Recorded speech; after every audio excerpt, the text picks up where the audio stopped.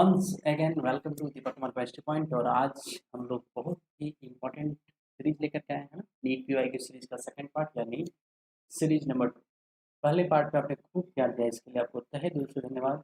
और आज का सीरीज भी आपके लिए काफ़ी मज़ेदार, शानदार और ज्ञान भरा होने वाला है। ठीक है, हम लोग इस सीरीज में पिछले 27 सालों के सिलेक्टेड पीवाईक्यू को आसान और कंसेप्चुअल तरीके से समझेंगे, है ना, बिल्कुल आसान भाषाओं में। उसके अलावा आपको एक्स्ट्रा क्वेश्चंस भी यहाँ पे दिया जाएगा, कुछ एमसीक्यू सिलेक्ट किया जाएगा। तो चलिए तैयार हो जाइए, फटाफट अपनी कॉपी पेन उठाइए और स्टार्ट करते हैं हम लोग क्वेश्चन नंबर 1 से। चलिए आपके स्क्रीन पे दिख रहा होगा क्वेश्चन नंबर 1। ये क्वेश्चन बहुत ही आसान सा क्वेश्चन है, मूल कंसेप्ट से जुड़ा हुआ। आप अगर मूल कंसेप्ट अच्छे से पढ़े होंगे तो इस क्वेश्चन का आंसर बहुत ही आसानी से दे सकते हैं। ठीक है, तो चलिए हम लोग क्वेश्चन को समझते हैं क्या बोला जा रहा है इसमें।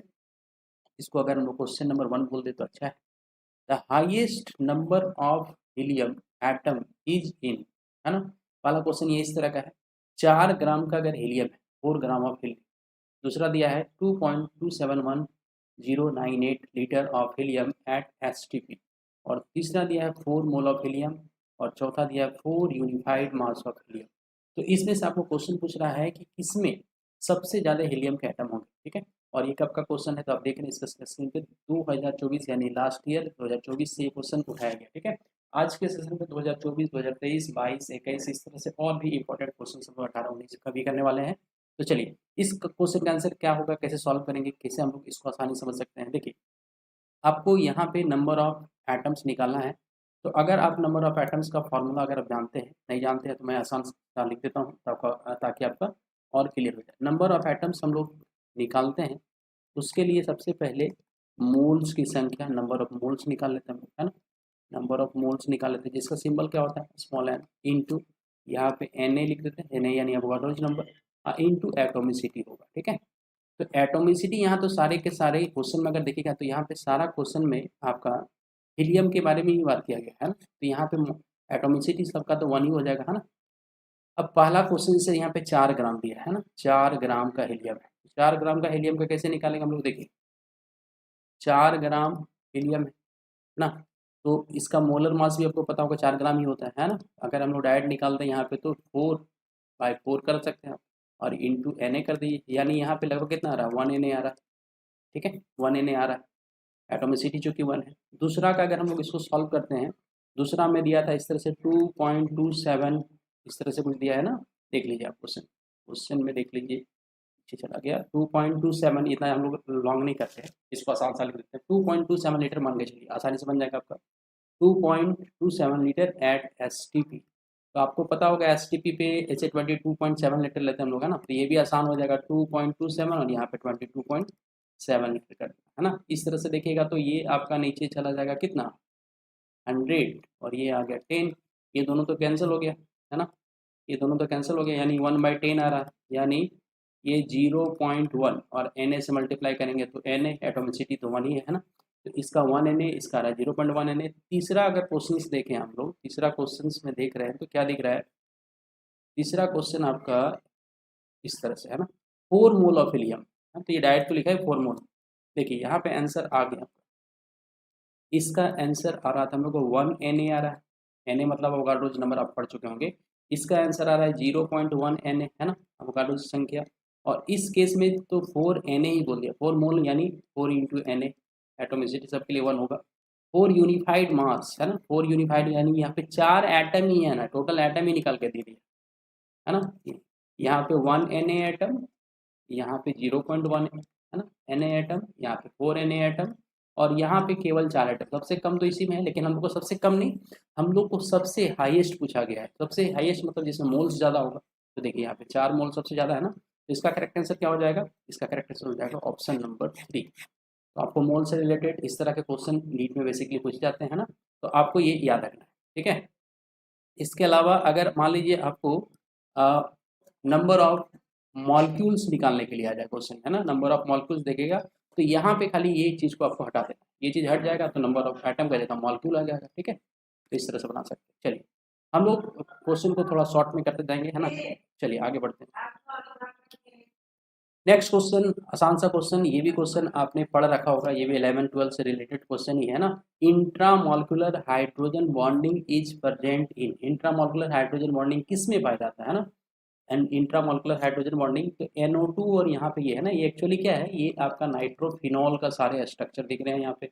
ये वाला हो गया, ये भी नाइट्रोफिनॉल है, ये भी नाइट्रोफिनॉल है, ये एक आपका HF है ना, हाइड्रोजन क्लोराइड, जो सबसे वीक एसिड माना जाता है, पढ़े होंगे।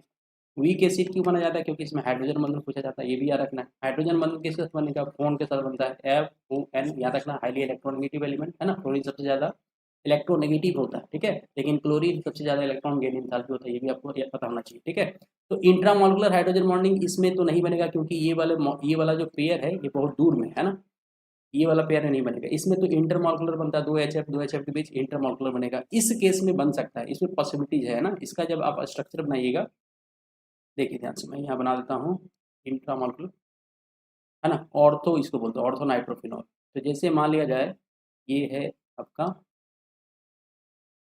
इस तरह से, ये हो गया, इसके अंदर ये रिजोनेंस आपको पता होगा, और मान लिया जाए कि यहाँ पे ये ये फिनॉल हो गया, और यहाँ पे इस तरह से आप दिखा सकते हैं NO2। तो ये वाला जो बॉन्ड यहाँ पे बनता है, यही वाला बॉन्ड कहलाता है इंट्रा मॉलिकुलर हाइड्रोजन बॉन्ड, ठीक है, इंट्रामोलिकुलर हाइड्रोजन बॉन्ड। ये बात सबको, सारे बच्चे को समझ में आया। इंट्रामोलिकुलर डिस्टेंस बनता है, एक ही मॉलिक्यूल में अगर हाइड्रोजन बॉन्ड बन रहा है, हाइड्रोजन बॉन्ड बन रहा है, हाइड्रोजन बॉन्ड बनता है किसके साथ, फिर से बता रहा हूँ, फोन याद रखना है। फोन तो सारे बच्चे को याद होता है ना, मोबाइल फोन से सारे बच्चे चिपके रहते हैं, तो फोन सारे बच्चे को याद आता है, इसमें कोई दिक्कत है ही नहीं। तो फोन याद रखना, फोन से काम बन जाएगा आपका, ठीक है। FON, फ्लोरीन हाईली इलेक्ट्रोनेगेटिव होता है, इसका पॉलिंग स्केल में अगर वैल्यू देखें तो 4 है ना, इसका 3.5, और नाइट्रोजन का देखें तो 3, ठीक है। सबसे ज़्यादा विद्युत ऋणात्मक तत्व यही होता है फ्लोरीन, सबसे लालची आदमी, ठीक है, जिसके साथ जुड़ेगा उसका क्या करेगा, घर उजाड़ देगा। चलिए नेक्स्ट क्वेश्चन हम लोग बात करते हैं, 2024 का ही क्वेश्चन है, 2024 का ही ये भी क्वेश्चन, वो भी 2024 का क्वेश्चन। ये क्वेश्चन आसान सही है, थर्मोडायनेमिक्स आपने पढ़ रखा होगा, थर्मोडायनेमिक्स 11 क्लास में पढ़ा है, तो इस क्वेश्चन को आप आसानी से जवाब दे सकते हैं। इसमें दो क्वेश्चन है, एक क्वेश्चन यहाँ पे दिख रहा है, एक क्वेश्चन यहाँ पे है ना, दो क्वेश्चन आपके साथ यहाँ साथ साथ में, ठीक है। आइसोथर्मल प्रोसेस नाम सुना होगा आपने, isochoric process, isobaric process, adiabatic process. तो ये डायरेक्टली ये क्वेश्चन जो उठा के आपका डिफिनेशन से ही दे दिया, आपने पढ़ रखा होगा। आइसोथर्मल प्रोसेस उस तरह के प्रोसेस को कहते हैं जिसमें क्या होता है, कोई भी हम लोग एक्सपेरिमेंट कर रहे हैं तो वो कांस्टेंट टेम्परेचर पे होता है। थर्मल का मतलब टेम्परेचर समझना, थर्मल का मतलब क्या समझना, टेम्परेचर। तो इसका तो ये हो जाएगा ना, carried out at constant temperature. A का टू देख लीजिए ना, ए का टू, अच्छा ये तो मिल गया आंसर, ए का टू मिल गया आंसर। अब आगे तो ऑप्शन देखने का जरूरत नहीं है ना, इस तरह से आप एलिमिनेशन करके भी आप देख सकते हो, ठीक है। एलिमिनेशन करके भी अगर आपने थोड़ा सा भी कंसेप्ट अच्छे ढंग से पढ़ाएंगे तो दिक्कत होगी नहीं, अगर थोड़ा सा भी, अगर मान लीजिए थोड़ा सा गड़बड़ होता है तो आप क्या कीजिए, एलिमिनेट करके बनाइए। जैसे मान लिया जाए कि आपको आइसोबेरिक प्रोसेस याद है, इसमें प्रेशर क्या होता है, कांस्टेंट, तो सी का देख लेना, प्रेशर वाला कहाँ पे है, हाँ, सी का 4 देख लेना, सी का 4 कहाँ कहाँ पे, देखिए ये वाला है सी का 4, ये भी हो गया। इस तरह से एलिमिनेट करके बनाना। चलिए इसी का एक सेकंड क्वेश्चन देख लेते हैं हम लोग। इसमें क्या करना है, इसमें भी मैचिंग है ना, मैचिंग वाला क्वेश्चन अभी उठा कर दे दे रहा है, लेकिन ध्यान से यहाँ पे आपको याद रखना है, ये इसका भी मैंने ट्रिक बताया था कि जब कभी भी आपको दो कॉम्प्लेक्सेस इस तरह से दिखाई दे, है ना, याद रखना इस चीज को, आपको काम आएगा क्वेश्चन, अगर देखेंगे तो आराम से बन जाएंगे। जब कभी भी आपको दो कोऑर्डिनेशन स्फीयर दिखाई देगा तो याद रखना है कि ये जो होता है ये कोऑर्डिनेशन आइसोमेरिज्म का पार्ट, ठीक है, कोऑर्डिनेशन आइसोमेरिज्म का पार्ट होता है, इसको एकदम सारे बच्चे याद कर लें। और उसके अलावा अगर कभी भी, है ना, एक कभी भी याद रखना है, अगर कभी भी, इसको हम लोग बोलते हैं कोऑर्डिनेशन इंडिटी, इसके अंदर अगर वाटर दिखाई दे, है ना, वाटर दिखाई दे, और मान लीजिए वाटर दिखाई दे रहा है, अंदर कोई काउंटर आयन है ना, अब ये अंदर चला गया, ये बाहर आ गया, तो इस तरह का अंदर बाहर वाटर के साथ होता है, तो इसको बोलते हैं सॉल्वेट, ठीक है, इसको बोलते हैं सॉल्वेट। इसके अलावा अगर कोई दूसरा स्पीसीज रहे, मान लीजिए दूसरा सल्फेट है ना, सल्फेट है, नाइट्रेट है, ये सबसे अगर बाहर हो तो उसको आयोनाइजेशन आइसोमेरिज्म बोलते हैं। तो इस बेसिस पर हम निकाल सकते हैं, देख लेते हैं हम लोग, पीछे वाला क्वेश्चन दिख जाएगा आपको, आसानी से ये भी बन जाएगा, देखिए ध्यान से, एकदम टेंशन लेना है, एकदम ध्यान से देखना है। देखिए जैसे ये वाला यहाँ पे आपको दो गो दिख गया है ना, दो आपका ब्रैकेट वाला दिख गया, मतलब कोऑर्डिनेशन है ना, तो सी का तो हो गया 4 नंबर, सी का 4 नंबर हो गया, ऑप्शन देख लेना, सी का 4 कहाँ है, सी का 3, सी का 3, सी का 4, अरे मिल गया। ये दोनों को आपको क्या करना है, एलिमिनेट करना, ठीक है, ये दोनों ऑप्शन तो अब होगा नहीं, है ना। अब वाटर वाला गेम खेल लेते हैं हम लोग, वाटर वाला गेम खेल लेते हैं, या फिर एक आपको ये भी याद रखना है ना, जैसे 3 लिगेंड आपको याद रखने हैं, NO2, SCN, CN, ये सब किस तरह, इस तरह को आपने पढ़ रखा होगा, एम्बीडेंटेड लिगेंड बोलता है ना, एम्बीडेंटेड लिगेंड, जिसके साथ कौन सा आइसोमेरिज्म होता है, लिंकेज होता है ना, याद रखना है, लिंकेज आइसोमेरिज्म है ना, नाइट्रो थायोसाइनाइड, साइनाइड, है ना, इसके साथ ये इस तरह के लिगेंड्स होते हैं जिनके साथ क्या होता है, मेटल कभी इसके साथ बॉन्ड बना लेगा, कभी इसके साथ बॉन्ड लेगा ना, मतलब एक स्पीसीज रहता है लेकिन डोनर साइड एक से अधिक होते हैं। तो इस तरह के याद रखना है, ये तीनों स्पीसीज अगर आपको दिखाई देता है कोऑर्डिनेशन, जैसे यहाँ पे दिखाई दे रहा है, यहाँ पे दिखाई दे रहा है ना NO2 दिखाई दिया, मतलब इसके साथ लिंकेज जोड़ देना है ना। ए का टू देख लीजिए, ए का टू, हाँ तो आंसर मिल गया option number 3 is the correct, 3 is the correct answer. ठीक है, सारे बच्चे को समझ में आ रहा होगा। ठीक है, और जो भी व्यूअर्स मेरे चैनल पर नए हैं, आपको यहाँ पे कंटिन्यूअसली आपको नीट का सीरीज का आपको वीडियो मिलता रहेगा। नीट के सीरीज की जो भी मतलब जितने भी बच्चे तैयारी कर रहे हैं नीट, स्पेशल नीट के लिए है ना, तो उनके लिए ये सब जितना सीरीज बन रहा है बहुत इंपॉर्टेंट है, और आपका एग्जाम भी है अभी है ना, रिसेंटली एग्जाम है। तो ये सब वीडियो आपके लिए काफ़ी हेल्पफुल होगा, क्योंकि आपको इससे पता चलेगा क्वेश्चन किस तरह से आ रहे हैं ना, क्योंकि PYQ आपको ये भी हेल्प करेगा, और यहाँ पे जो मैं आपको ट्रिक बताता हूँ वो ट्रिक भी सारा याद रखना। ठीक है, तो कंसेप्ट प्लस नॉलेज दोनों आपको यहाँ मिल रहा है। चलिए नेक्स्ट क्वेश्चन, ये आपका 12th क्लास का ऑर्गेनिक से लिया गया है ना। 12th क्लास का आप ऑर्गेनिक केमिस्ट्री अगर पढ़े हैं तो वहाँ से मिक्स्ड है। ठीक है, जैसे इसको कैसे सॉल्व करेंगे, तो ये वाला रिएजेंट आपको याद रखना है ना, ये आपका बेंजोइल क्लोराइड जो है ना, एनहाइड्रस एल्युमिनियम क्लोराइड, इस तरह का अगर दिखता है तो ये फ्रीडल क्राफ्ट रिएक्शन आप पढ़े होंगे। फ्रीडल क्राफ्ट रिएक्शन एक नेमिंग रिएक्शन आपने पढ़ रखा होगा। तो फ्रीडल क्राफ्ट रिएक्शन का रिएजेंट है, और ये बेसिकली यहाँ जुड़ा है, देखिए यहाँ पे जुड़ा है ना बेंजीन के साथ जोड़ के बना दिया ये कंपाउंड, बेंजीन के साथ जोड़ने के बाद ये कंपाउंड बना दिया, यानी ये वाला जो हो जाएगा बी हो जाएगा इसका, ये है ना। आपने उर्सफिटिक रिएक्शन तो पढ़ा होगा नहीं, ये ठीक है, ये ठीक है। और यहाँ पे ये जो बनाया गया ये ओजोनोलाइसिस का प्रोडक्ट है ना, ये किसका प्रोडक्ट है बाबू, ओजोनोलाइसिस आपने पढ़ा होगा, ओजोनोलाइसिस का ये प्रोडक्ट होता है इस तरह का, है ना। तो ओजोनोलाइसिस आपका दिख रहा है यहाँ पे, तो ए का तो हो गया 4, ए का 4 है ना, ए का 4 देखिए, ए का 4 आपको ये दो ऑप्शन में नहीं है ना, ये दोनों कैंसिल हो गया।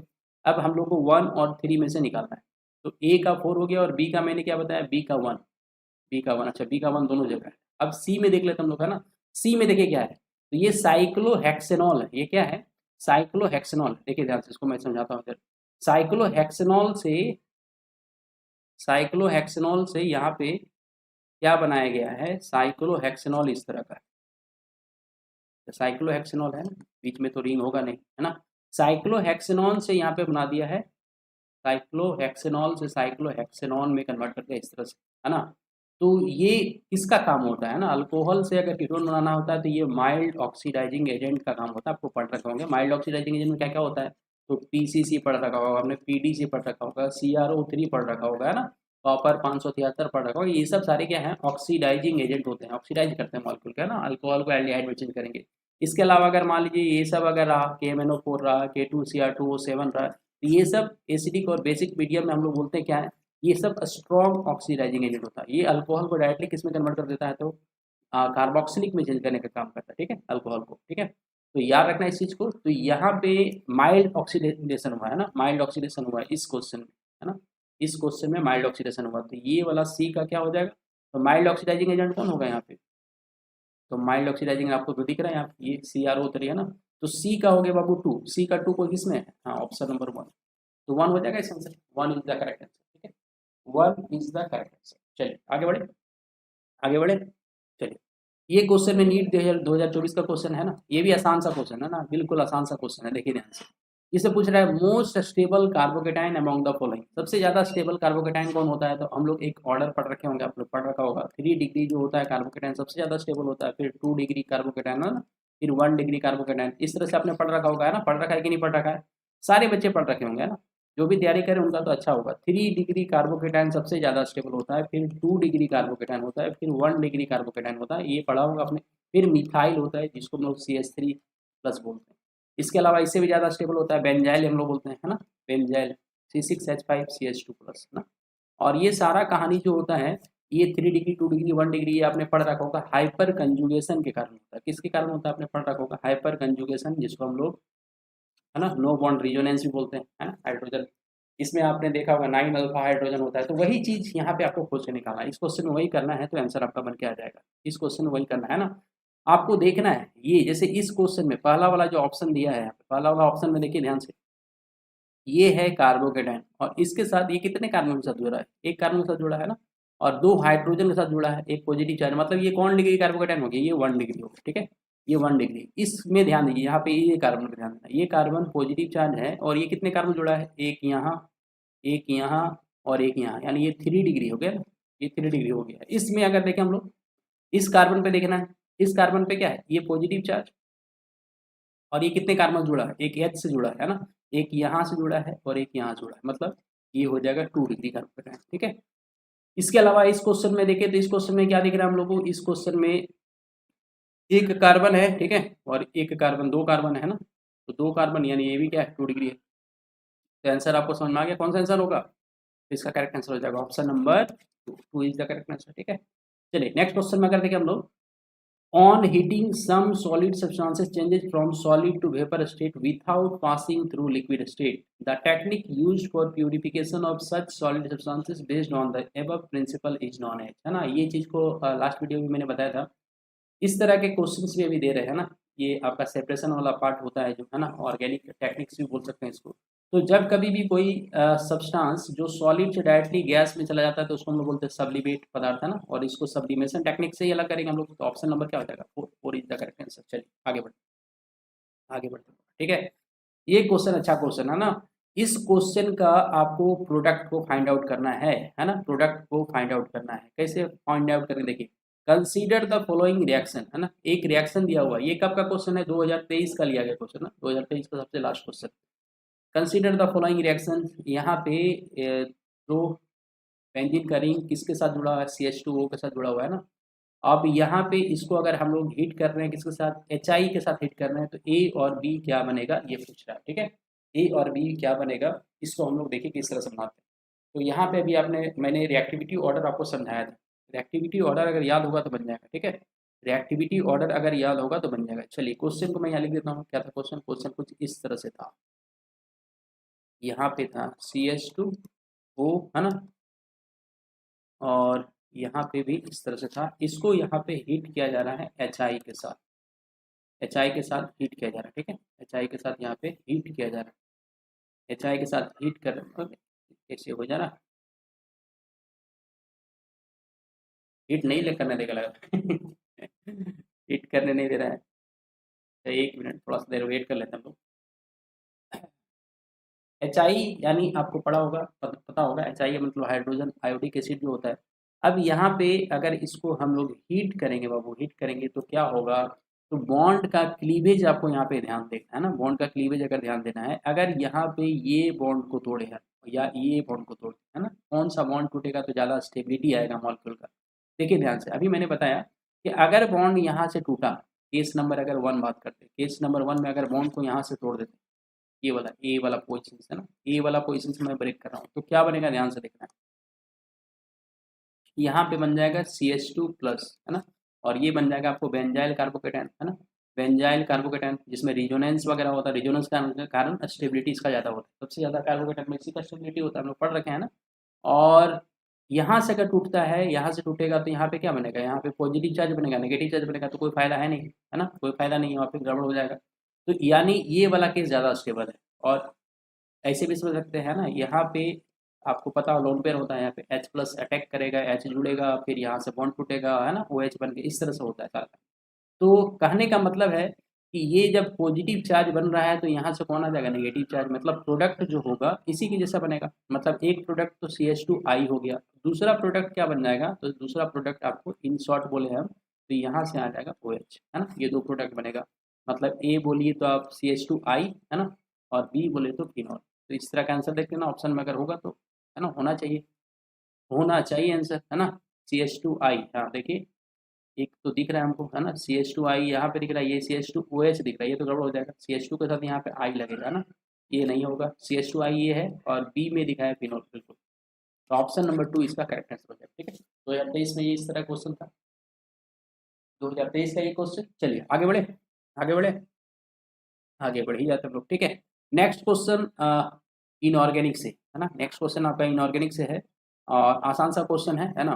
विच of the following statement are incorrect, है ना, इसमें से कौन सा स्टेटमेंट जो है वो गलत है, इसको निकालना, ध्यान से देखना है। बच्चे लोग इनकरेक्ट करेक्ट में फंस जाते हैं, है ना, इनकरेक्ट मतलब गलत, है ना, गलत खोजना है हम लोग को। पहला जो बोला है, पहला ऑप्शन क्या बोल रहा है कि all the transition metal except scandium form MO metal oxide which are ionic, है ना। ये बोल रहा है कि स्कैंडियम का ऑक्साइड जो होता है ये आयनिक होता है, बाकी टाइटेनियम, वेनेडियम, क्रोमियम, मैग्नीज, इस तरह के जितने ऑक्साइड बनते जाते हैं वो सारे में थोड़ा सा कोवैलेंट कैरेक्टर आता जाता है ना। तो ये बात तो बिल्कुल सही बात है, आप पढ़े होंगे, है ना। एस ब्लॉक से जैसे हम लोग पी ब्लॉक की ओर बढ़ते हैं तो यहाँ से आयनिक कैरेक्टर क्या होता है, आयनिक कैरेक्टर घटता जाता है और कोवैलेंट कैरेक्टर बढ़ता जाता है, ठीक है। तो ये तो बिल्कुल सही बात बोला भाई, है ना। ऑप्शन नंबर ए बिल्कुल सही है। नेक्स्ट क्वेश्चन देखिए, नेक्स्ट अगर हम लोग ऑप्शन देखें तो the highest oxidation number corresponding to the group number in transition metals oxide is attained in scandium oxide to manganese oxide। अब यहाँ पे क्या बोला है कि जैसे जैसे ऑक्सीडेशन नंबर बढ़ने का, हाईएस्ट ऑक्सीडेशन नंबर का अगर बात किया जाता है तो ये बोला जा रहा है स्कैंडियम ऑक्साइड इस तरह का बनाता है और Mn2O7 ये बनाता है, ये भी बिल्कुल सही बात है।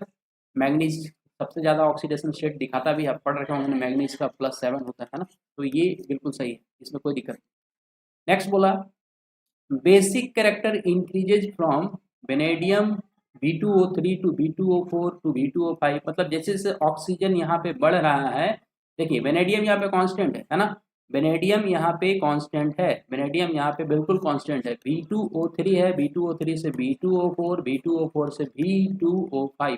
अब इसमें बोल रहा है कि बेसिक कैरेक्टर आपका, बेसिक कैरेक्टर बढ़ रहा है, ये बात क्या आपको अच्छी लग रही है? बेसिक कैरेक्टर बढ़ रहा है अकॉर्डिंग टू क्वेश्चन, नहीं, ये बिल्कुल गलत बात है ना।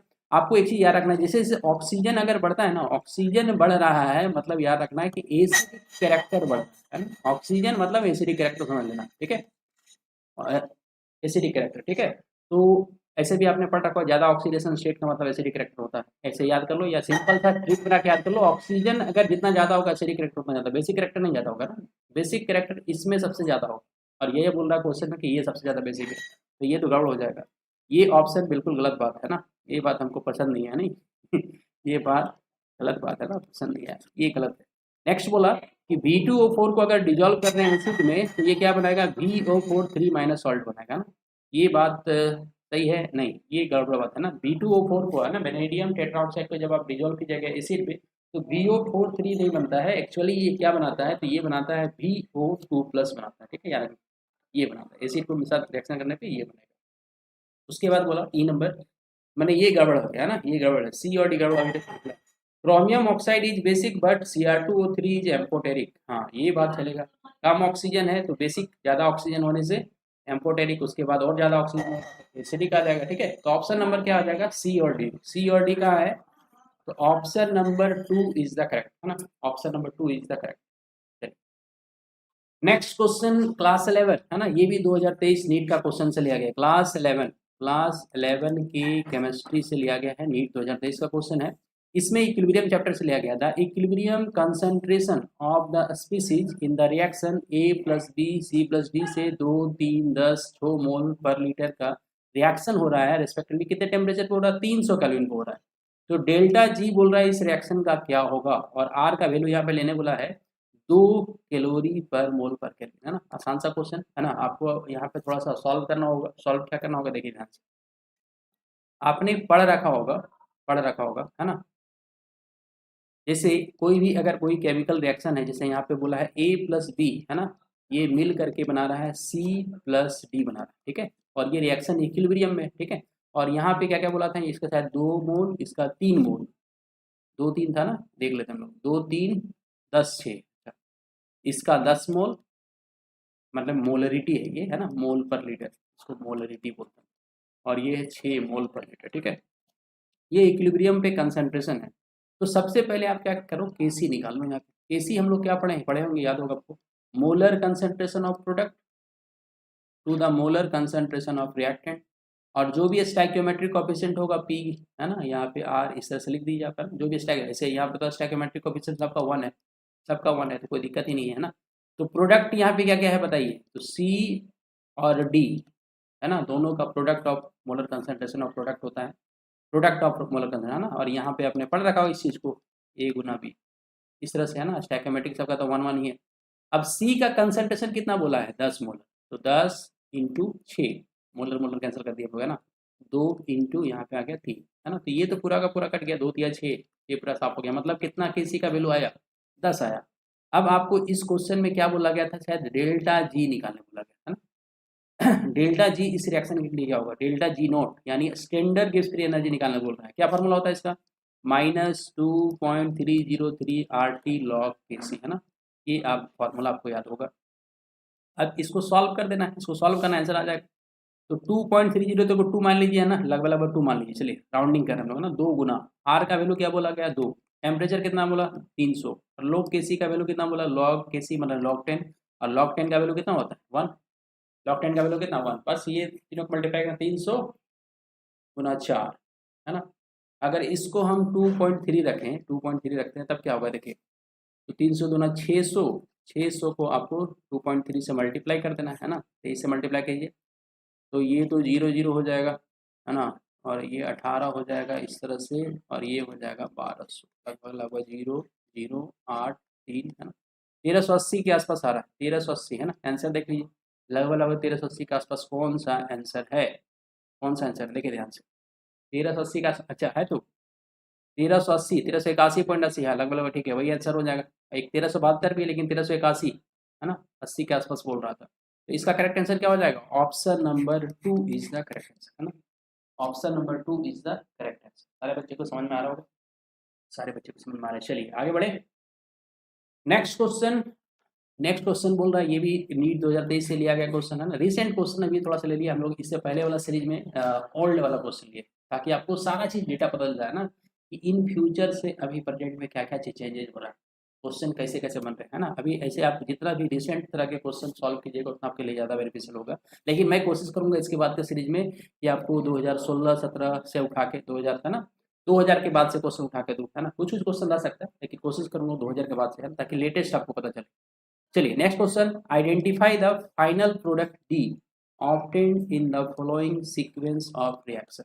अब यहाँ पे बताना है ना, ये आपका ऑर्गेनिक का क्वेश्चन। यहाँ पे ये दिख रहा है CH3CHO, यानी ये है एसिटल डिहाइड, है वो क्या है, ये एसिटल डिहाइड, ठीक है। अब एसिटल डिहाइड को लिथियम एल्युमिनियम हाइड्राइड आपने पढ़ रखा हो, ये एक स्ट्रॉन्गेस्ट रिड्यूसिंग एजेंट होता है ना। SRA, सारा सारा सारा, है ना, होली आ गया सारा। चलिए ये है आपका वाटर, हाइड्रोनियम आयन पढ़ रखा है। अब इस एसिडाल्डिहाइड को क्या किया गया है, रिड्यूसिंग एजेंट के साथ, रिड्यूसिंग एजेंट के साथ इंटरेक्शन करवाया गया है in presence of acidic hydrogen, है ना, in presence of acidic water, ठीक है। अब यहाँ पे ए क्या बनेगा, फिर उसका रिएक्शन करवाया गया सल्फ्यूरिक एसिड से, फिर बी क्या बनेगा, तो अलग अलग प्रोडक्ट। अच्छा सी भी है, HBr भी है, उसके बाद ड्राई ईथर भी है ना। क्या क्या बनेगा, क्या लगता है आपको, चलिए हम लोग इसको, इस क्वेश्चन को इधर देखते हैं। तो सबसे पहले यहाँ पे था आपका CH3COH, इस तरह से था। और लिथियम एल्युमिनियम हाइड्राइड आपको पढ़ रखे हैं, है ना, ये एक स्ट्रॉन्गेस्ट रिड्यूसिंग एजेंट होता है, जो क्या प्रोवाइड करता है, नेसेंट हाइड्रोजन प्रोवाइड करता है। तो हाइड्रोजन दे दीजिए, ये बॉन्ड को क्लीवेज कीजिए, क्या बन जाएगा, तो CH3CHOH, है ना, यहाँ पे ऐसे बन जाएगा, मैंने अल्कोहल बन गया, क्या बन गया, अल्कोहल बन गया। अब इसका रिएक्शन क्या चीज़ से करवाया गया था, एक बार हम लोग पीछे जाकर देख लेते हैं। तो आपका यहाँ पे ए बन के तैयार हो गया, पी सल्फ्यूरिक एसिड, और हीट किया गया है ना। सल्फ्यूरिक एसिड देने के बाद हीट भी किया गया, यानी H+, ये आपका ए हो गया। यहाँ बी बनाने जा रहे हैं हम लोग। अब ये H+ क्या करेगा, यहाँ से रिएक्शन करेगा, है ना, वाटर बनाएगा, ये पॉजिटिव चार्ज आएगा, पॉजिटिव चार्ज को मतलब यहाँ पे एल्कीन बनता है, सिंपली क्या समझना है, एल्कीन बनेगा, क्या बनेगा, एल्कीन बनेगा, ठीक है। होता क्या है, ये जाएगा इसके साथ रिएक्शन करेगा, यहाँ पे वाटर बनेगा, वाटर होने के बाद ये ऑक्सीजन पे कभी भी पॉजिटिव चार्ज आ जाता है तो क्या होता है, हाईली अनस्टेबल हो जाता है। फिर यहाँ से ये बॉन्ड ब्रेक करेगा, है ना, बॉन्ड ब्रेक करेगा तो यहाँ पे आ जाएगा पॉजिटिव चार्ज, ठीक है, इस तरह से पढ़ रखा होगा आपने। अब ये बन गया CH3CH2, CH2CH2, है ना, एलिमिनेशन रिएक्शन पढ़ रखा होगा, अल्फा बीटा एलिमिनेशन जो होता है। इसके बाद क्या किया गया है, फिर यहाँ पे HBr का एडिशन करवाया गया है, फिर यहाँ पे HBr का रिएक्शन करवाया गया है, मतलब ये आ गया मार्कोनी रूल का एडिशन, है ना। मार्कोनी भैया का यहाँ पे यूज करेंगे हम लोग, मार्कोनी भैया तो क्या बोले, ये तो अनसिमेट्रिकल कहीं भी ऐड कर देना है। चलिए इसके साथ हम लोग H भेज दे रहे हैं इसके साथ, और Br को भेज दे रहे हैं इसके साथ, ठीक है। क्या बन जाएगा, CH3CH2Br बन जाएगा, ठीक है। अब ये बन गया हेलो एल्केन्स, है ना, ये हेलो एल्केन्स बन गया, ठीक है, हेलो एल्केन्स, है ना। ये हो गया प्रोडक्ट नंबर C। अब यहाँ पे फिर रिएक्शन इसका किसके साथ करवाया गया है, रिएक्शन करवाया गया है ब्रोमो के साथ, है ना, ब्रोमो ब्रोमो बेंजीन के साथ। अच्छा ब्रोमोबेंजीन मतलब समझ में आ गया ना, ये ऊर्जफिटिक रिएक्शन है ना। कौन सा रिएक्शन? ऊर्जफिटिक रिएक्शन। अब इसका रिएक्शन हो रहा है ब्रोमोबेंजीन के साथ, ठीक है। तो ब्रोमोबेंजीन के साथ सोडियम लगेगा, पता ही आपको, 2 सोडियम क्या करेगा, 2 Br को खा जाएगा यहाँ पे, और क्या बना देगा ये फाइनल प्रोडक्ट, डी ही पूछ रहा था क्या, तो डी पूछ रहा है तो इसका आंसर हो जाएगा इस तरह से, है ना। यहाँ पे आ जाएगा CH2 और ये हो जाएगा CH3, ठीक है। मतलब बोले तो इथाइल बेंजीन ना, बोले तो क्या बन गया, इथाइल बेंजीन। तो ये ऑप्शन हो गया। इथाइल बेंजीन ऑप्शन में है क्या, देख लेते हैं हम लोग। इथाइल बेंजीन है क्या ऑप्शन में? इथाइल बेंजीन तो दिख गया, हाँ, ऑप्शन नंबर 4 आपको दिख रहा हो। ऑप्शन नंबर 4 जो दिख रहा है यही तो है इथाइल बेंजीन। यहाँ पे CH2 है और यहाँ पे CH3, ठीक है। तो आपको करेक्ट ऑप्शन यहाँ पे डी ही पूछ रहा था ना, तो डी आपका इथाइल बेंजीन। तो 4 इज द करेक्ट आंसर। इस तरह से आपके क्वेश्चन सभी बन रहे हैं, इस तरह के क्वेश्चन आपके बन रहे हैं, ठीक है। तो आपको समझ में आ रहा होगा पैटर्न कैसे है, क्या है ना। चलिए नेक्स्ट क्वेश्चन पे अगर देखते हैं हम लोग, नेक्स्ट क्वेश्चन क्या है।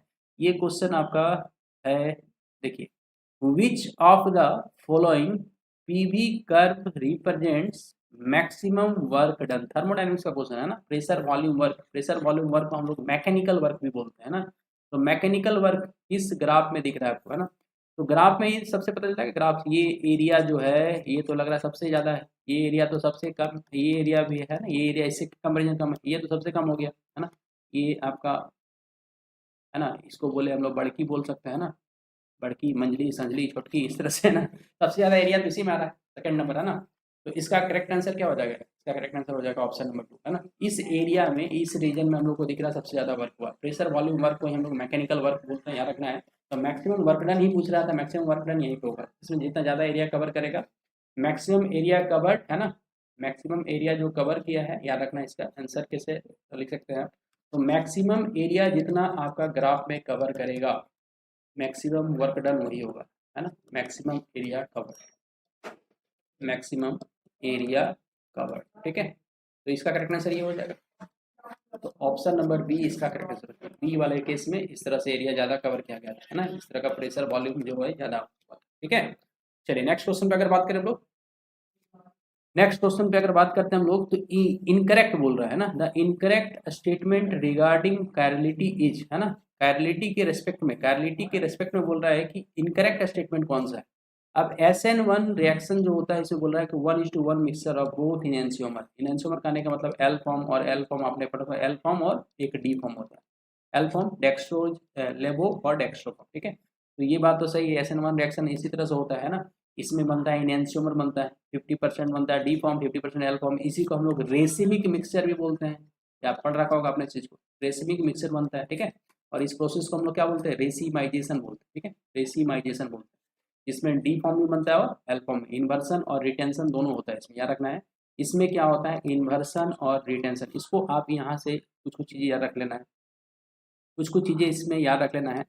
SN1 जो होता है इसका नाम हम लोग बोलते हैं unimolecular, unimolecular nucleophilic substitution reaction, नाम तो सबको सारे बच्चों को पता है, ठीक है। ये 1 का मतलब ये रेट ऑफ रिएक्शन को दिखाता है, रेट ऑफ रिएक्शन यहाँ पे क्या है, तो फर्स्ट ऑर्डर रिएक्शन समझ लीजिए आप, है ना, फर्स्ट ऑर्डर रिएक्शन है ना। ऑर्डर जो यहाँ पे केवल सबस्ट्रेट पे डिपेंड करता है, ठीक है, रिएजेंट पे डिपेंड नहीं करता है। दूसरा चीज इसके बारे में रिएक्टिविटी ऑर्डर याद रख लेना है। रिएक्टिविटी ऑर्डर इसका क्या है, 3 डिग्री सबसे ज़्यादा, फिर 2 डिग्री, फिर 1 डिग्री, ठीक है।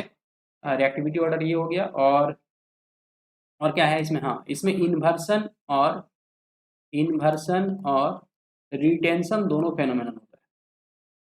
ऐसा इसलिए होता है क्योंकि इसमें जो ग्रुप हटता है ना, जैसे हम लोग अगर एग्जांपल देखें, CH3 है ना, CH3 अगर कोई नया न्यूक्लियोफाइल जो आ रहा है यहाँ पे, जैसे मान लीजिए यहाँ Br है ना, हेलोजेंस वाला जो एग्जांपल दे रहा हूं, तो यहाँ पे ये अटैक बैक फ्रंट से नहीं कर पाता है, बैक से भी नहीं कर पाता है, जो कि बल्कि ग्रुप जुड़ा होता था, इस चीज़ को आप पढ़ रखा होगा। तो जैसे ये हटता है तो यहाँ पे एक प्लेनर मॉलिक्यूल का स्ट्रक्चर बनता है। ये जो स्ट्रक्चर बन रहा है ये एक, यहाँ पे अभी कार्बन कैसा है, sp3 है ना, और इसमें क्या हो जाता है, sp2 हो जाता है। इसी के कारण ये सारा कहानी होता है, ठीक है।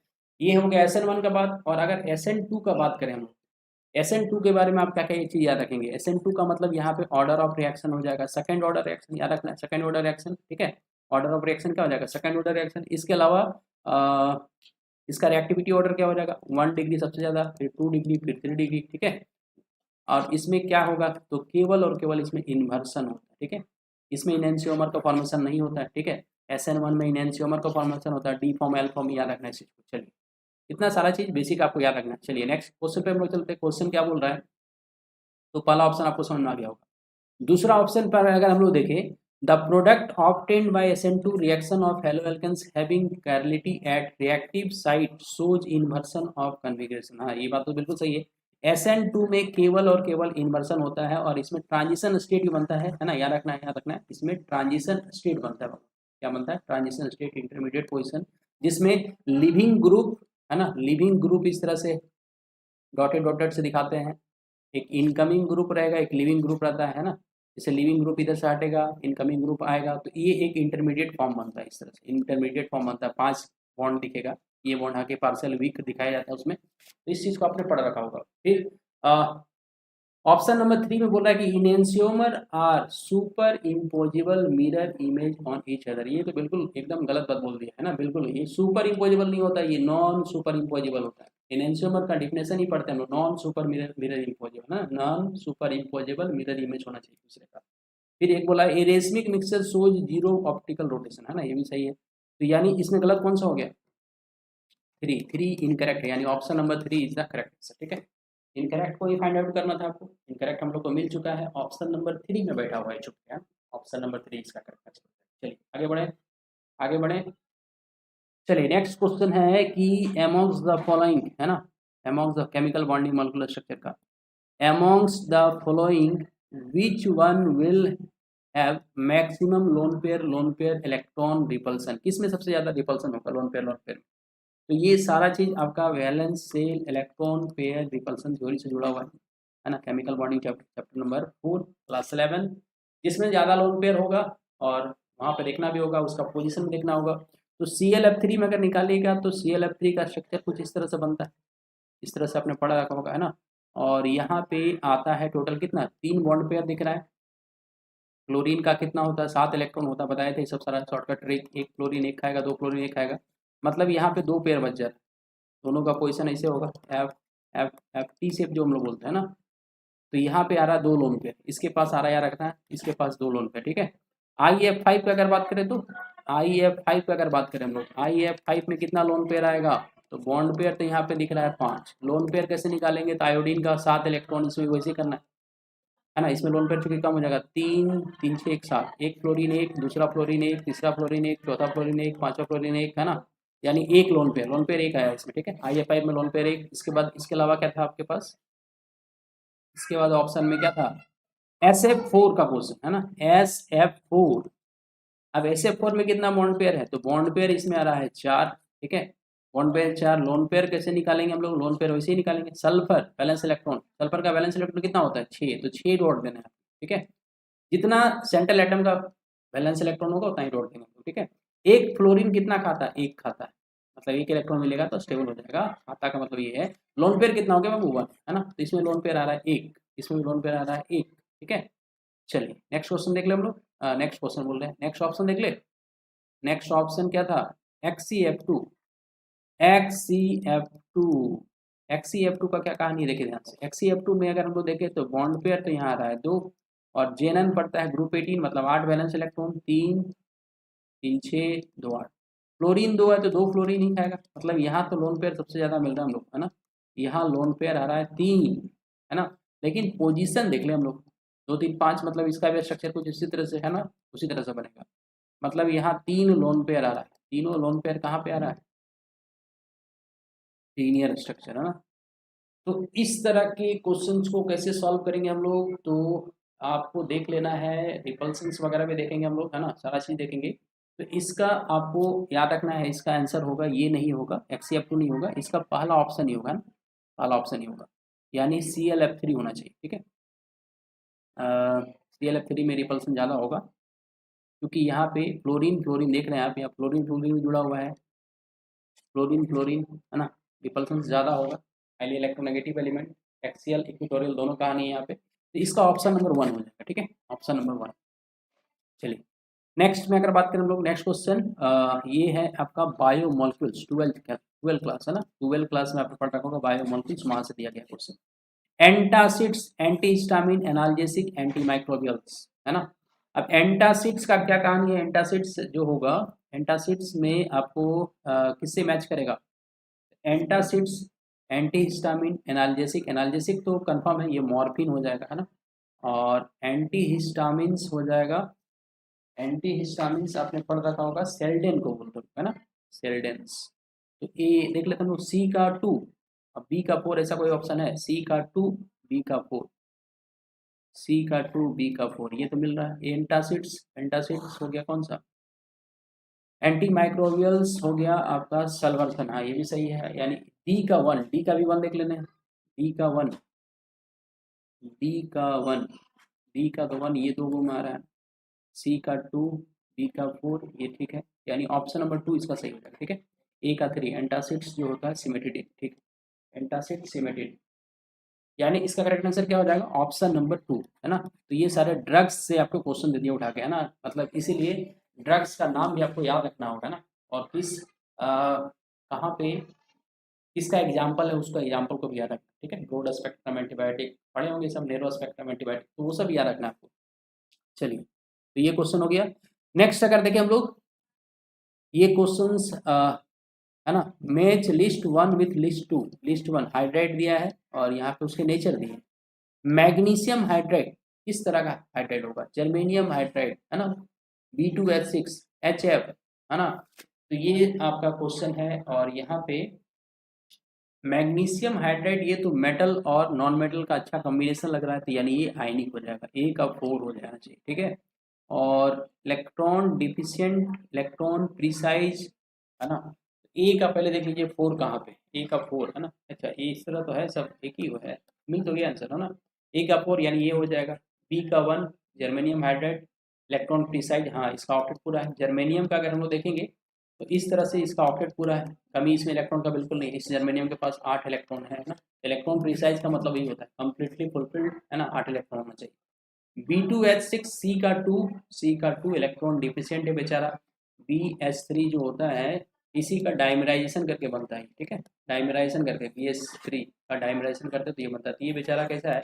ये इलेक्ट्रॉन डिफिशिएंट है ना, इलेक्ट्रॉन डिफिशिएंट है। HF, HF क्या है? इलेक्ट्रॉन, इलेक्ट्रॉन बोल सकते हैं आप, HF इलेक्ट्रॉन रीच होता है, ठीक है, HF के पास इलेक्ट्रॉन का रीच है इस तरह से, है ना, तीन तीन लोन पे, ठीक है, डोनेट कर सकता है आसानी से। चलिए नेक्स्ट क्वेश्चन चलो हम लोग देखते हैं, नेक्स्ट क्वेश्चन में क्या है। नेक्स्ट क्वेश्चन आपका स्क्रीन पे ये है, विच of the following reaction is the metal displacement reaction. बहुत ही आसान क्वेश्चन है, हलवा क्वेश्चन हो गया ये।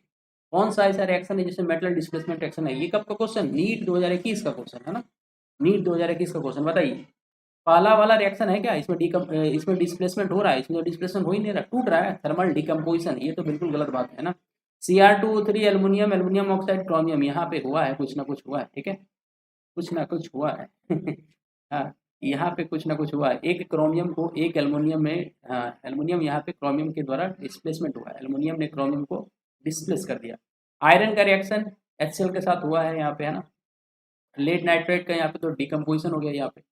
तो अगर हम लोग मान लें मेटल का डिस्प्लेसमेंट, तो एक मेटल को यहाँ पे एक मेटल ने गायब किया। यहाँ पे कहानी क्या है? तो ये नॉन मेटल है, अगर पूछता नॉन मेटल डिस्प्लेसमेंट तो आयरन ने हाइड्रोजन को डिस्प्लेस किया है ना, तो नॉन मेटल पूछा नहीं, तो इसका करेक्ट आंसर क्या होगा? Option number B, B is the correct answer, ठीक है। चलिए नेक्स्ट क्वेश्चन पूछ रहा है, right option for the number of tetrahedral and octahedral voids in hexagonal primitive unit cell, है ना। नीट 2021 का सॉलिड स्टेट चैप्टर से दे दिया है क्वेश्चन, है ना, अभी तो शायद हटा दिया इसको। तो हेक्सागोनल प्रिमिटिव यूनिट सेल में कितने होते हैं वॉइड्स, है ना? 612 होता है, 84 होता है, 21 होता है, या 126 होता है। तो आपने पढ़ रखा होगा टेट्राहेड्रल वॉइड जो होता है वो जनरली डबल होता है। हेक्सागोनल का मतलब 6 होंगे उसमें एटम, तो 6 एटम होंगे, है ना। जब n का वैल्यू 6 है तो आपने पढ़ रखा होगा जो टेट्राहेड्रल वॉइड्स होता है वो अगर n एटम है तो उसका ट्वाइस बनता है, और अगर ऑक्टाहेड्रल वॉइड्स बनाना हो, है ना, ऑक्टाहेड्रल वॉइड होता है तो वो बेसिकली n एटम के बराबर होता है, मतलब जितना एटम होगा, ठीक है। अब हेक्सागोनल में क्या होता है? हेक्सागोनल में आपके एटम की जो संख्या होती है वो 6 होती है, यानी n का वैल्यू यहाँ पे 6 हो गया, तो रख देना 2 इंटू 6 मतलब 12, और यहाँ पर आ जाएगा 6, यानी 12 और 6, 12 और 6, ऑप्शन नंबर कौन सा हो जाएगा? ऑप्शन नंबर डी, है ना, option number D, D is the correct answer, D is the correct answer, ठीक है। D is the correct answer. चलिए आगे बढ़े। अच्छा, ये क्वेश्चन भी आसान सा क्वेश्चन है ना। The correct sequence of bond enthalpy of C X bond is, है ना, एनसीईआरटी पढ़ रहे होंगे तो वहाँ पे भी एक चीज दिया हुआ है, ठीक है। CH3F, CH3Cl, CH3Br, CH3I, इस तरह से है ना क्वेश्चन, इस तरह से क्वेश्चन है। बोल रहे हैं आप सबसे ज्यादा बॉन्ड का स्ट्रेंथ ये है, तो बिल्कुल गलत बात बोल दिया ना। आपने पढ़ रखा होगा कि जैसे जैसे हम लोग टॉप टू बॉटम आते हैं ना, क्लोरीन, क्लोरीन, ब्रोमीन, आयोडीन, इसका साइज क्या होता है, बड़ा होता है। साइज क्या होता है, बड़ा होता है। अगर इसका बॉन्डिंग अगर कार्बन के साथ रख दें हम लोग, मान लीजिए ये कार्बन है ना, ये कार्बन है, तो सबसे ज़्यादा बॉन्ड लेंथ तो यहाँ पे है, सबसे ज़्यादा बॉन्ड लेंथ तो यहाँ पे है। तो बॉन्ड लेंथ यहाँ सबसे कम इसमें है, सबसे छोटा तो ये बॉन्ड लेंथ है ना, बॉन्ड लेंथ सबसे छोटा है।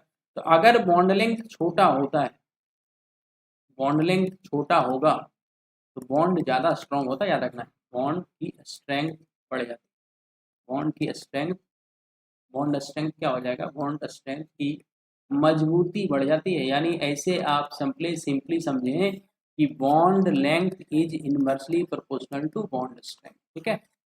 यानी कार्बन क्लोरीन का बॉन्ड सबसे ज़्यादा मजबूत होगा, उसके बाद होगा कार्बन क्लोरीन, उसके बाद होगा कार्बन ब्रोमीन, और सबसे कमजोर होगा कार्बन आयोडीन, क्योंकि बॉन्ड लेंथ सबसे ज़्यादा। तो सी का मतलब यहाँ पे सब जगह CH3 मिथाइल है ना, कार्बन कहीं भी रहेगा तो कितना बॉन्ड बनाता है, 4 बॉन्ड। तो यानी CF का बॉन्ड देख लेना है ना, CF का बॉन्ड देख लेना है किसमें सबसे ज़्यादा मजबूत है। तो देखिए सेकंड ऑप्शन में क्या दिख रहा है, CH3F का बॉन्ड सबसे ज़्यादा मजबूत, ठीक है, ये तो सही है। CH3Cl भी ठीक है, ये भी ठीक है, तो ये तो ऑप्शन लग रहा है सही है।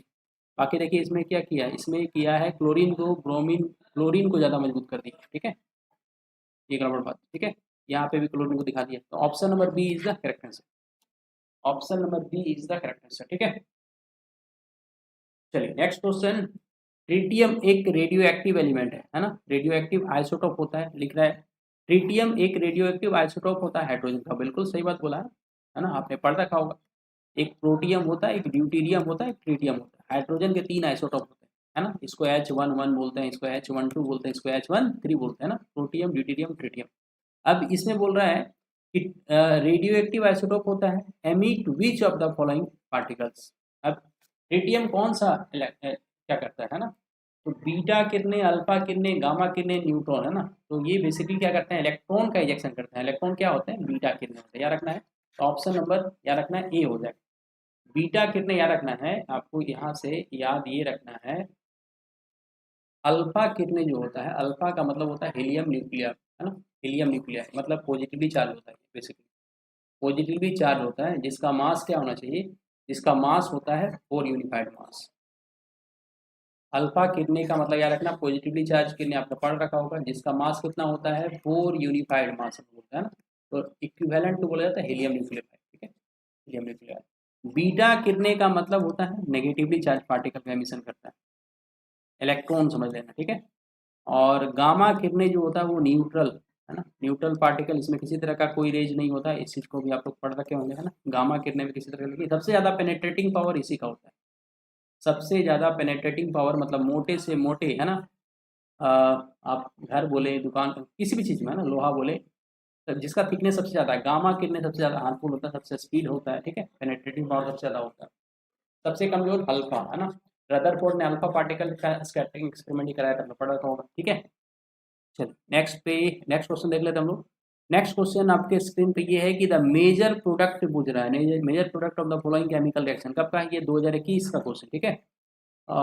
ये तो सिंपली ये कौन सा है, ये तो बेंजोइल पेरोक्साइड दे दिया है शायद, बेंजोइल पेरोक्साइड यानी एंटी मार्कोनी, HBr भी है ना, और एल्कीन भी है।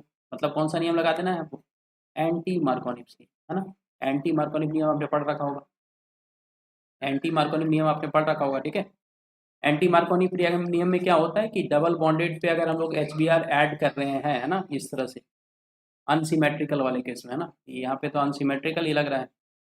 देखिए इस कार्बन के पास 2 हाइड्रोजन है ना, इस कार्बन के पास कितना हाइड्रोजन, इस का डबल बॉन्डेड कार्बन देखना, ये डबल बॉन्डेड कार्बन है, इस कार्बन के पास 2 हाइड्रोजन है, इस कार्बन के पास 1 हाइड्रोजन है ना।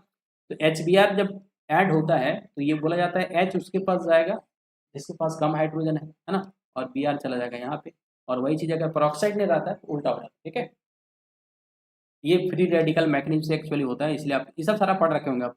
तो यहाँ पे करना कुछ नहीं है, H को भेज देना है इसके पास, किसके पास, H चला जाएगा किसके पास, CH के पास, और Br चला गया 1 डिग्री लाइन बनेगा, ठीक है। तो ये हो गया, ये तो लग रहा है option number A. Option number A is the correct. ठीक है, एच चला जाएगा कहाँ पे, एच चला जाएगा इसके पास, और ये बी आर चला जाएगा इसके पास। ठीक है, एंटी मार्कोनिक में ऐसे याद रखना है। यहाँ पे है 2 हाइड्रोजन, यहाँ पे 1 हाइड्रोजन, इस एच को भेज देंगे यहाँ पे, और इस बी आर को हम ले आएंगे यहाँ पे, है ना। तो पहला पोजीशन पे बी आर रहेगा, यानी 1 डिग्री एल्काइल हैलाइड बनेगा, 1 डिग्री एल्काइल हैलाइड बनेगा। ठीक है, 1 डिग्री याद रहेगा, कौन सा डिग्री बनेगा, 1 degree, 1 degree alkyl halide anti Markovnikov case में। और जब मार्कोनिक रहेगा, मार्कोनिक रूल कैसे पहचानेंगे, तो मार्कोनिक में परऑक्साइड कैटलिस्ट नहीं रहता है, इसमें याद रखना है, इसमें परऑक्साइड कैटलिस्ट नहीं होते हैं, एब्सेंट रहते हैं। तो परऑक्साइड कैटलिस्ट नहीं मतलब मार्कोनिक, परऑक्साइड कैटलिस्ट आ गया, वो परऑक्साइड आपका बेंजोइल का भी हो सकता है, एसिटाइल का भी हो सकता है ना, C6H5 का जगह CH3 भी रह सकता है, याद रखना चाहिए। तो परऑक्साइड कैटलिस्ट में क्या बनेगा, 1 डिग्री, और मार्कोनिक में कौन सा डिग्री बनता है, 2 डिग्री, है ना। उसमें भी रीअरेंजमेंट पॉसिबल है तो होगा, रीअरेंजमेंट होता है 3 डिग्री वाले केस में ना, देखे होंगे आप। चलिए, ये नीट 2018 क्वेश्चन बाबू, है ना, ये रिपीटेड क्वेश्चन कर दिए, है ना। त्रिजुवन में भी था, विच of the following hormones contain iodine, है ना, टेस्टोस्टेरोन, है ना, एड्रेनालिन, थायरॉक्सिन, इंसुलिन, तो क्या होगा, ऑप्शन नंबर सी हो जाएगा। ठीक है, चलिए, ये कुछ सिलेक्टेड क्वेश्चन है ना, MCQ। बताइए, ली चेटेलियर का प्रिंसिपल किसके लिए एप्लीकेबल होता है, ओनली केमिकल इक्विलिब्रियम के लिए, फिजिकल इक्विलिब्रियम के लिए, दोनों के लिए, बहुत केमिकल और फिजिकल के लिए ना, तो ऑप्शन नंबर सी होगा इसका, तो करेक्ट आंसर यही हो जाएगा, फिजिकल और केमिकल दोनों इक्विलिब्रियम में लागू होता है ली चेटेलियर का प्रिंसिपल, जिसमें स्ट्रेस के बारे में बात किया जाता है कि कोई भी रिएक्शन में आप स्ट्रेस दीजिएगा, वो रिएक्शन अपने आप में, रिएक्शन अपने आप मतलब उसका रिएक्टेंट प्रोडक्ट अपने आपस में समझौता करके रिएक्शन को बैलेंस कर लेता है। चलिए नेक्स्ट में देख लिया तुम लोग।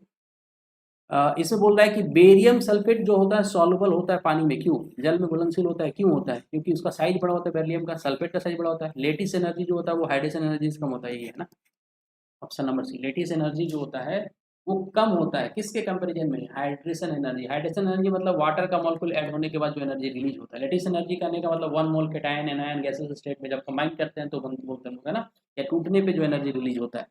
चलिए, विच of the following is most acidic, alcohol, water, phenol, acetic acid, है ना। अब अल्कोहल, वाटर, फिनोल में भी बहुत सारा बच्चा कंफ्यूज कर जाता है, तो इसमें याद रखना फिनोल सबसे ज्यादा एसिडिक होता है, लेकिन जब एसिटिक एसिड दिया है तो एसिडिक एसिड बोलेंगे। ठीक है, एसिडिक एसिड सबसे ज्यादा, उसके बाद फिनोल, फिर वाटर, फिर अल्कोहल। ठीक है, वहाँ पे प्लस आई इफेक्ट का कहानी है। विच of the following is most reactive metal, ये तो आसान सा क्वेश्चन है, लेकिन तो सबसे अधिक अभिक्रियाशील कौन होगा, सोडियम, पोटासियम, लिथियम और रुबिडियम, बताइए कौन सबसे ज्यादा होगा। तो सबसे ज्यादा अभिक्रियाशील कौन होगा इसमें, रुबिडियम, है ना। याद रखना, रिएक्टिविटी मेटल का नीचे जाने से बढ़ता है, क्योंकि साइज साइज बढ़ेगा, है ना। तो आपने पढ़ रखा होगा, हलीना कर रब से फरियाद, हलीना करे रब से फरियाद, है ना। तो नीचे जाने से साइज बड़ा हो रहा है, साइज जब बड़ा होगा तो साइज बड़ा होगा तो इलेक्ट्रॉन लूज करने की टेंडेंसी क्या होती है, बढ़ जाती है। ठीक है, इलेक्ट्रॉन लूज करने की टेंडेंसी बढ़ जाएगी, तब जैसे रिएक्टिविटी क्या होगा, बढ़ जाएगा। इसका आंसर क्या हो जाएगा, रुबिडियम। सीजियम रहता तो सीजियम भी आंसर हो जाता है इसमें, है ना, सीजियम ऑप्शन में है नहीं। चलिए, the number of radial nodes in 3p orbital, 3p कक्षा में रेडियल नोड, रेडियल नोड बहुत सारे एग्जाम में पूछा गया है ना, रेडियल नोड आपको निकालने के लिए आना चाहिए, n-l-1, ये बेसिकली क्वांटम नंबर बेस होता है। 3p है तो 3p के केस में n का वैल्यू कितना हो गया 3, और l का वैल्यू कितना हो गया 1, यानी 3 माइनस 1 माइनस 1 मतलब 2 हो गया, है ना, 2 हो गया, 1 हो गया, है ना, 3 माइनस 1 माइनस 1 मतलब 1 हो गया, यानी ऑप्शन नंबर क्या हो जाएगा, B, B is the correct answer. ठीक है, तो चलिए, इसके बाद और एक क्वेश्चन है, the energy of an electron in the nth orbit of hydrogen atom is proportional to, hydrogen परमाणु के 9वें कक्षे में इलेक्ट्रॉन की ऊर्जा किसके समानुपाती होता है। तो एनर्जी वाला जो फार्मूला आप पढ़े होंगे, है ना, एनर्जी निकालने का फार्मूला क्या होता है, तो आपने पढ़ रखा होगा 13.6 इस तरह से करके, 13 यहाँ पॉइंट नहीं होगा, 13.6 Z² बाई n², है ना, इनवर्सली प्रोपोर्शनल टू n²। तो ये नहीं है, ये नहीं, option number C is the correct answer. ठीक है, डी नहीं है। विटामिन सी को क्या नाम से जानते हैं, विटामिन सी को किसको बोलते हैं, नियासिन को बोलते हैं, नहीं, रेटिनॉल को बोलते हैं, नहीं, विटामिन सी एस्कॉर्बिक एसिड को बोलते हैं, विटामिन थायमीन, है ना, थायमीन विटामिन B1 हो गया, रेटिनॉल विटामिन ए हो गया, है ना, ये B1, और नियासिन B3 हो गया, इसको याद रखें। ठीक है, चलिए, इंजाइम्स क्या होते हैं, इंजाइम्स आर केमिकल, इंजाइम रासायनिक रूप से होते हैं, क्या होता है, lipid, nucleic acid, protein, carbohydrate. तो इंजाइम्स याद रखना, इंजाइम्स आर प्रोटीन्स, है ना, प्रोटीन होते हैं इंजाइम्स, बायोकैटलिस्ट, बायोकेमिकल कैटलिस्ट होते हैं, है ना। और वो प्रोटीन्स होते हैं। Which of the following is a green house gas, निम्नलिखित में से कौन सी ग्रीन हाउस गैस है? Nitrogen, oxygen, carbon dioxide, hydrogen ना carbon dioxide, option number C. Which of the following is most active metal, ये तो हो गया था, रिपीटेड आ गया फिर से।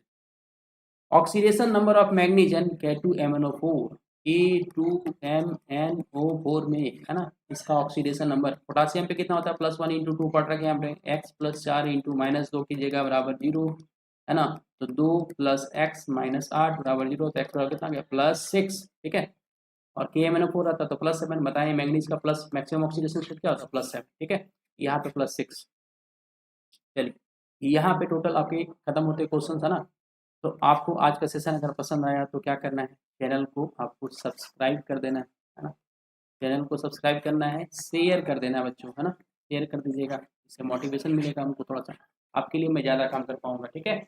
सब्सक्राइब, शेयर और क्या होता है, लाइक होता है ना। चलिए लाइक सारे बच्चे कर देना।